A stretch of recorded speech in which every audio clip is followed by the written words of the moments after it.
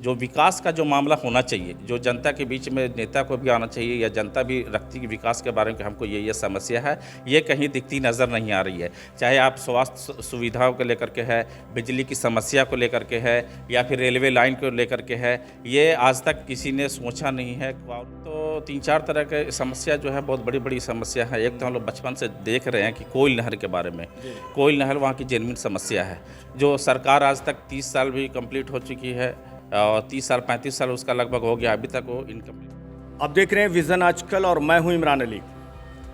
Viewers, पहले चरण का चुनाव समाप्त हुआ और ये जो बिहार का, दक्षिण बिहार का जो क्षेत्र था, यानी गया, औरंगाबाद, नवादा और जमुई, इन चुनाव के समाप्त होने के बाद हम बातचीत कर रहे हैं। बात तो हैरानी की है कि चुनाव के बाद हम क्या बात करेंगे, लेकिन एक बात ज़रूर, सवाल एक ज़रूर उभरता है कि इस पूरे चुनाव में जो बातें होती रहीं वो क्या होती रहीं। राष्ट्रीय मुद्दा पे बातें होती रहीं, कांग्रेस, बीजेपी, आरजेडी, यही सब कुछ होता रहा, लालू जी, नीतीश जी, मोदी जी। लेकिन जो स्थानीय मुद्दा, जो जनता का मुद्दा था, जो जनता की बातें थी, जो जनता की ज़रूरतें थी, आम आदमी की जो मुश्किलें हैं, उसको लेकर कोई उम्मीदवार कहीं कोई चर्चा करता नज़र नहीं आया। यहाँ तक कि जो उनके कार्यकर्ता थे वो भी कुछ इस तरह की बात करते नहीं आए नज़र। अब चुनाव जब समाप्त हो चुका है तो किस तरह से सोचते हैं लोग, यानी औरंगाबाद लोकसभा से शिरघाटी अनुमंडल का ये जो गुरुआ विधानसभा क्षेत्र है, ये औरंगाबाद लोकसभा क्षेत्र में आता है और वहाँ से ताल्लुक़ रखते हैं। हमारे साथ सऊद आलम साहब हैं जो कि डुमरी से हैं।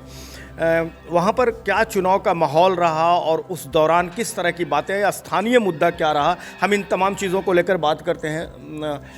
सऊद आलम साहब, ये बताइए कि जो औरंगाबाद लोकसभा का क्षेत्र है आपका, गुरुआ विधानसभा, और आपका डुमरी गांव है, तो जब लोग आए आपके गांव में या आपके क्षेत्र में, तो क्या मुद्दा रहा? स्थानीय मुद्दा पर कोई बात हुई?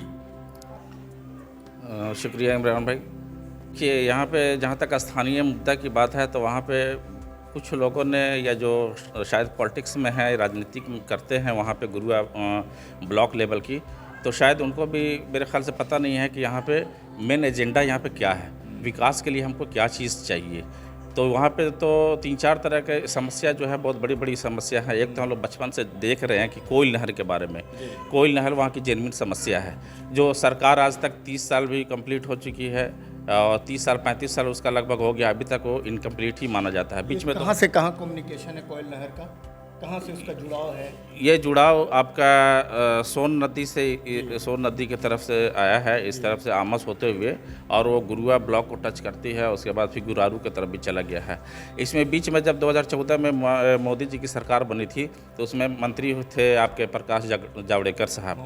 उन्होंने बाज़ाब्ता फर्स्ट में सरकार बनने के साथ ही उन्होंने एजेंडा में दिया था कि हम कोयल नहर को पुनः चालू कर देंगे, लेकिन वो बाज़ाब्ता उन्होंने कैंप भी किया और बोधगया में लगभग 8 दिन रहे भी, और सारे प्रक्रिया इस पर होती भी रही, लेकिन फिर भी वही विफल साबित हुआ। आज तक कुछ नहीं हो पाया, जिससे फायदा नहीं मिल रहा। नहीं, वो उस एरिया जितना भी आपका गुरुआ ब्लॉक लगभग है, वो ऐसे वीरान पड़ा हुआ है। आज अगर कोयल नहर आ जाएगी तो उस एरिया में, उस क्षेत्र में किसान जो है खुशी से खुशहाली आ जाएगी।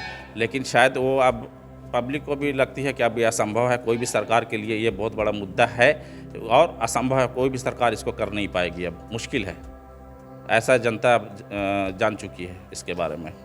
तो इसको लेकर क्या कभी इस मुद्दे को किसी मंच पर रखा भी गया? जो अभी लोकसभा चुनाव गुजरा है, यहाँ पे पहले चरण का चुनाव हुआ है, तो ये मुद्दा जो कोयल नहर का मुद्दा था, इसको रखा भी गया था क्या?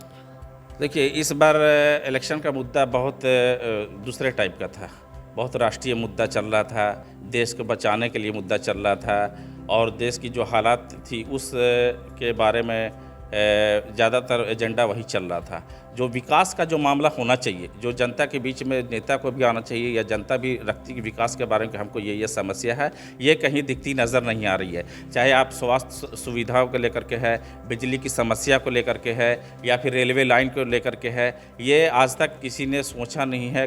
ना कोई वहाँ की जनता जो है, रेलवे लाइन का क्या मामला है आपके यहाँ? बीच बीच में साल भर 6 महीने पे हमेशा सुनते आ रहे हैं कि सर्वे का काम शुरू होने वाला है, और ये मानिए लालू जी के टाइम से ही शायद ये इसको पास किया गया है, लेकिन अभी तक धरातल पे कुछ नहीं है। और इसके लिए कमेटी भी कई एक बार बनती है, आवाज़ भी कमेटी के लोग उठाते हैं कि हाँ अब शायद होने वाला, अब शायद होने कहाँ वाला। से कहाँ जाना है इस रेल लाइन को? इस रेल लाइन के बारे में तो सुनने में जैसे में आया है कि आपका गुरारू होते हुए, गुरुआ होते हुए, करमाइन मोड़ से आपका बांके बाजार, इमामगंज होते हुए और छतरपुर आपका डाल्टनगंज की तरफ के लिए, झारखंड के लिए इसकी प्लानिंग है। लेकिन ये भी प्लानिंग लगभग विफल है, इसमें कोई दम है नहीं, दिखता दम दिखता हुआ नहीं आ रहा नज़र इसमें। और क्या लगता है आपको, स्थानीय मुद्दा क्या है वहाँ पर? स्थानीय मुद्दा देखिए, जब शकील साहब के टाइम में बहुत काफ़ी तेज़ी से विकास हुआ था, गुरुआ का एक नाम रोशन हुआ था और वहाँ से उन्होंने बिजली को जो है, बिजली की समस्या को लगभग उस समय में काफ़ी सुधार लाया था उन्होंने। चूँकि पहले 11,000 यहाँ से जाता था, उन्होंने 33,000 को किया, शेरघाटी में ग्रेड दिया।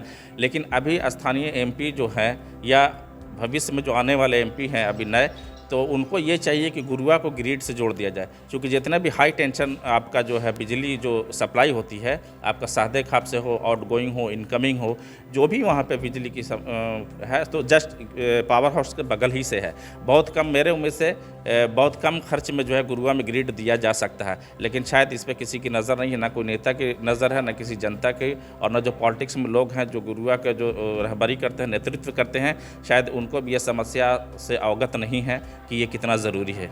चलिए, बहुत बहुत शुक्रिया हमसे बात करने के लिए। शुक्रिया।